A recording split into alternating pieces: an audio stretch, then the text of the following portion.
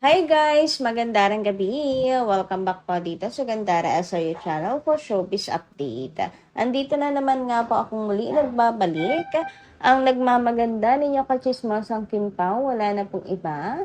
Ang lokoret na si Gandara SRU upang maghatid sa inyo ng latest update and fresh happenings patungkol kina Kim Chiu and Paolo Avellino. And para nga po sa gabi ito ang tatalakayin natin at pag-uusapan ay ang pagkakaroon po ng aberya sa Kim Pao's World Tour. And syempre, ilang kaganapan kay Kimi. Pero bago po ang lahat ng iyan, sa mga di pa nakaka-subscribe sa ating channel, i-click nyo lang po yung subscribe button natin at notification bell na nariyan sa baba upang kayo ay maging updated po at ma-notify tuwing may bago tayong chika at balita hinggil sa Kim Pao. Basta mga balita na may kinalaman, kina Kim Chiu and Paolo Avellino, sagot na po natin yan.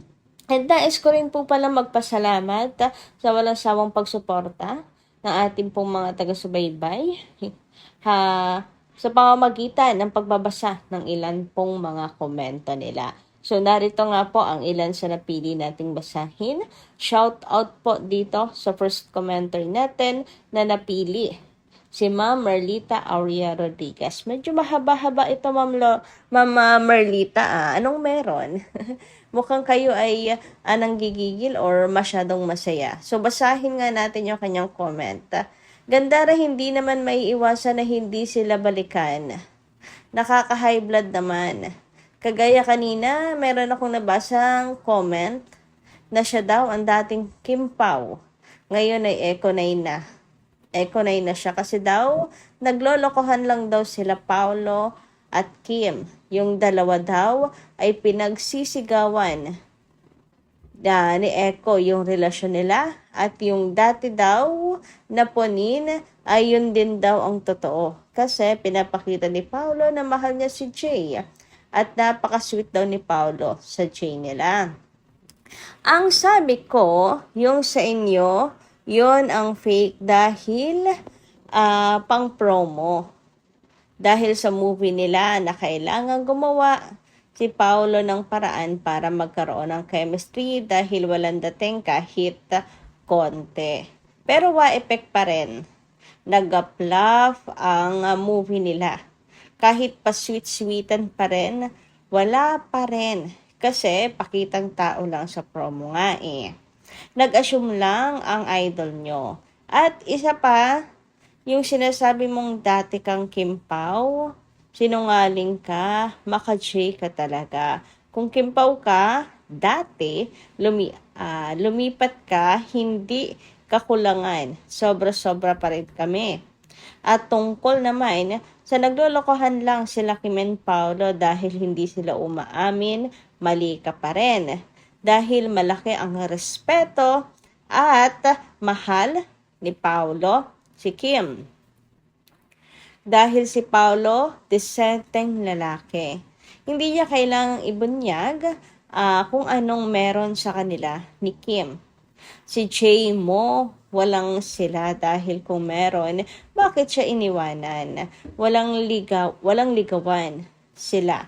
Asumero lang talaga ang idol nyo. Si Kim, almost 1 year niligawan ni Paolo at sinusuyo. Idol nyo hindi naranasan at ang ligawan ni Paolo.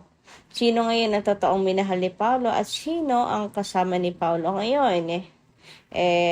Mga lalaki na hindi nakukuha sa ganda ng mukha. Lahat ng gusto ni Paolo sa babae na kay Kim. Mabait, matulungin, makajos, mapagmahal sa kapwa.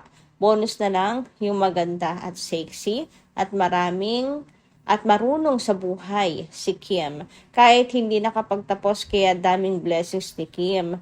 Ngayon, kailangan pa ba nilang ipagsigawan kung anong namamagitan sa kanilang dalawa? Kami okay lang. Naghihintay ng ayudang yayanig sa kakimpawan. Nag-aabang. Ayan, nag-aabang ha? Grabe, sabi ko na eh. May laman tong comment ni Ma'am Merlita, haba ba naman? Nagpaka-effort talaga siya mag-comment. May pinanggigigilan pala siya. So, dun tayo sa kung totoong Kim Pao siya before, tapos lumipat na. Medyo nakuha niyo yung attention ko doon, Ma'am Merlita Aria Rodriguez, sa sinabi niyong hindi kawalan kung totoo man. Kasi marami pa rin ang mga Kim Pao na nandito nananatili. Kaya sabi ko sana no, mga ka-Kim Pao, hanggang finish line or dulo, magkakasama pa rin po tayo. Ayan, hanggang dumating yung pinapanalangin halos araw-araw ng mga fans, andun pa rin po. Tayo magkakasama pa din, ano? And hindi naman po malabong aminin nila Kim and Paolo yan. Kasi si Kim, nagbibigay lang talaga ng oras at panahon kasi hindi niya talaga ugali na magbulgar ng relationship. Yung sa kanila nga nung ex niya before, ang tagal din niyang umamin. Taon po ang lumipas. Maybe hindi nila kilala si Kim at hindi po kilala si Paolo Avellino, kaya ganoon sila na sinasabing pinapaasa lang ni Pao si Kim. Wala talagang Kim Pao, bakit hindi umaamin, etc. Ganyan. Siguro kasi hindi rin sila updated kung at kilala si Kim and Paolo mismo. Yun lang po yung talagang maisasagot po natin sa mga bashers. Kilalanin nyo maigi si Kim, mag-research din kayo. Kasi yun ang katotohanan. Hindi talaga umaamin na basta-basta si Kimi or agad-agad umaamin. Sabi pa nga niya nakakaano kasi mamaya, kakaamin lang tapos 1 week lang. Wala na, nakakahiya yun, di ba? Anyway, dumako naman tayo dito sa mga outfit ni Kimi the whole week. Uy, Monday to Friday. Grabe naman nga, ang ganda ng Chinita Princess na yan kahit ano pong suotin. So, isang beses lang pala si Kimi crop top pa. Ayan. Nung Wednesday lang, siya ay naka-cowgirl. Ayun po ang peg ni Kimi nung Wednesday. Pero, ito, puro nakadress po siya. Ayan. Pero naka-skirt pa rin naman po si Kimi, di ba? So, basta super bagay kay Kim naman po ang isuot niya. Mapadress man yan, mapa-crop top man yan. Ayan. Maganda pong magdala ng damit si Kimi. Anyway, dumako naman nga tayo pag-usapan itong ticket ng Kim Pao. I mean, yung vacancy ng ng Kim Pao. Kasi buong akala natin, sold out. Yung pala po, nagkaroon lang ng glitch. Yes po, nagkaroon lang po ng aberya. Nagka-problema po, siguro ang system nila. Ayan, nagka-problema. Pero ito yung latest, hindi pala, kahapon pala to na update. Ito po yung update po sa tickets. Mayroon pa pong mga vacant. Maaari po kayong tumawag at agad-agad sana po ay ma-sold out natin yan. So sa mga naubusan sa Redwood City, pwede naman po kayong lumipat. At available pa po ang mga tickets.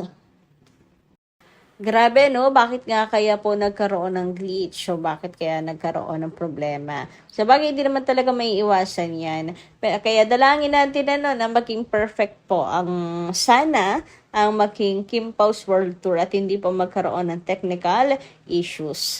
Anyway, dumako naman po tayo dito sa comment ni Honey Choi Serigor.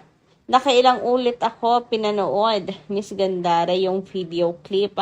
Ang layo ng tingin ni Pao at saka nakaharap si Kim kay Paolo. Malayo yung tiningnan ni Pao kasi pinapakinggan niya ng maayos si Kimi. Medyo maingay po. So, talagang yung focus, yung tainga lang po nakafocus kay Paolo Avellino. Pero totoo, ang layo po ng mata ni Pao. Hindi po sa kung sinasabi nilang namamanyak daw si Pao. Ang labo ng mga bashers na yun. Medyo nakakatawa sila sa part na yun.